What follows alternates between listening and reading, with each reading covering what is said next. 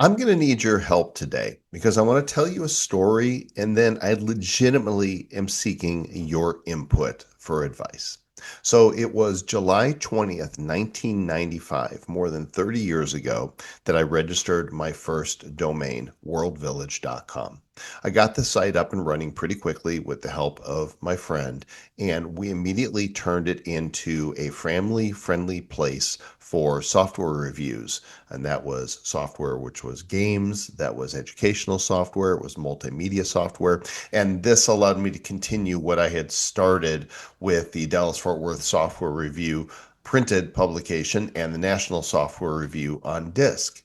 If you'll remember from my previous video, I was at the Consumer Electronics Show in Las Vegas in January of 1995, and that's when I discovered that there was so much more to the online world than I had experienced, because I had experienced BBSs and I experienced the online services like AOL, CompuServe, Prodigy, and so forth. But this is where I discovered the web. And so we moved as quickly as we could to get a domain and get the website online. And my concept was that this would be a repository of information and content set up in a Disney-esque kind of manner, where there would be an image map on the front screen and there would be a gamer zone, there would be a schoolhouse, there was the village chapel, and these different zones you would click on to take you to the content, which would be software reviews, editorial content, and online games.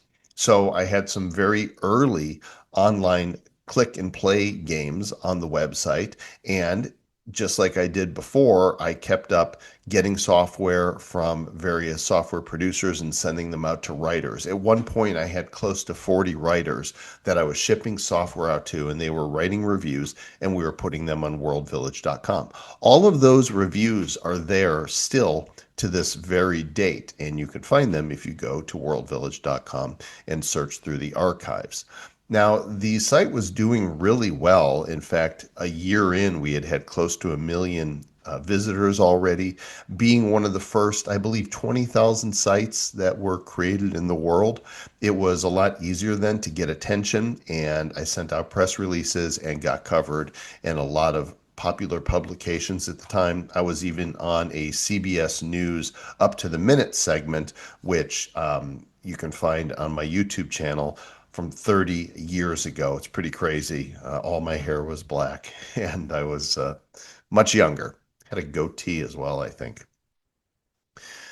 Over the years, though, I want to say by 1999, I got distracted. I had success with my game site that I sold to Yahoo. I had success with dealaday.com, which I'll talk about more in the future.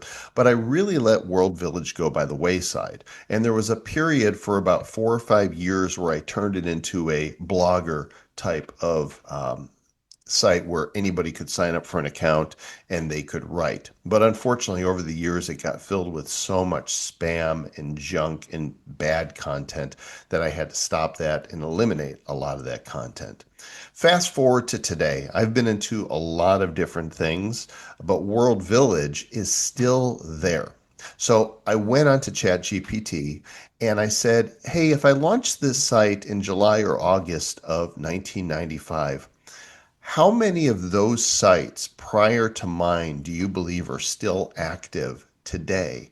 Well, it did some computations and came back and gave an estimate of somewhere around, get this, 250. That's all that still exist from that early era more than 30 years ago.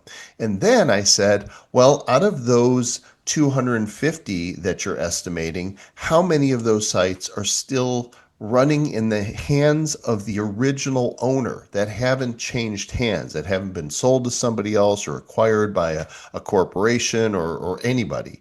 And then I was really shocked when it came back and said that worldvillage.com is a very rare breed.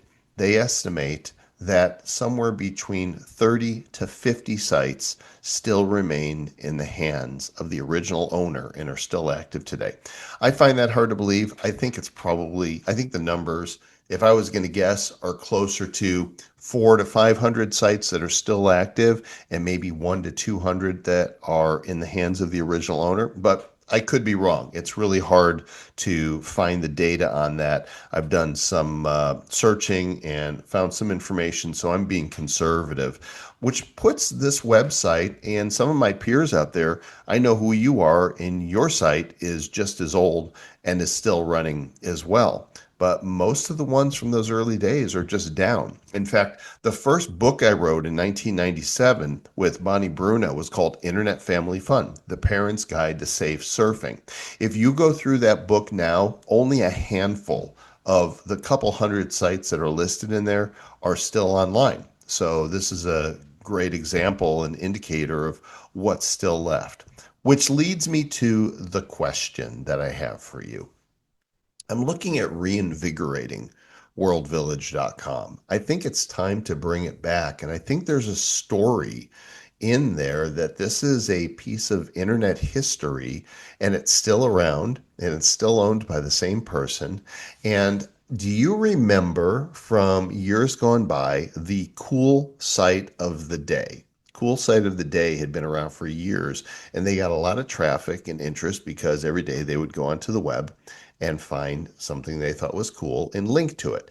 And they would notify the site that there was a write up about them for that day, and they would send them a badge, which they could use to link back. Well, Cool Site of the Day and many others like it have long since shut down. Social media has changed the way we use the web. AI is definitely changing how we use the web. But there's this part of me that wants to preserve what was so cool about the World Wide Web to begin with, this sense of adventure, this sense of what's going to be around this next mouse click that we make. So I'm thinking about reviving it and using that as a story to tell to bring people back to the site. I don't really have a particular monetization strategy. I just know it's a labor of love because this is my baby. My first website is 1 year younger than my second child. It's been around a long time. And so part of the reason that I'm doing this show, Rediscover with Joel Comm is what I've decided to call it, is because I want to take a look at the old web and old tech history through the lens of today and rediscover what made it magical for us and how it's relevant to us today. So, love to hear your feedback. Please drop it in the comments. If you're watching this on X or Facebook, please hop over to the YouTube channel because I'm trying to reinvigorate that as well. It's youtube.com/JoelComm. Thanks for your comments. Thanks for your likes. Thanks for your shares. Thanks for being you. I'll catch you next time.